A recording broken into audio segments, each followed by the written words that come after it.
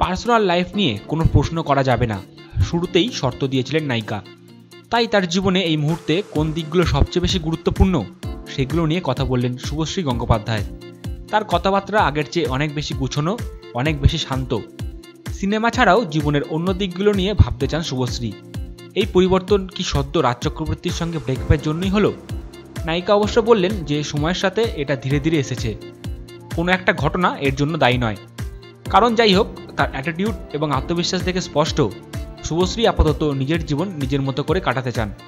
অন্য কারোর ওপর তার হাসি কান্নার কোনোটাই নির্ভর করে না। তিনি এখন নিজের বস।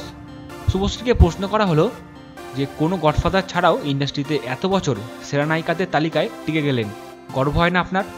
খুব শান্তভাবে শুভশ্রী জানালেন কোনো কিছুই সে অর্থে অ্যাচিভমেন্ট বলে মনে করেন না।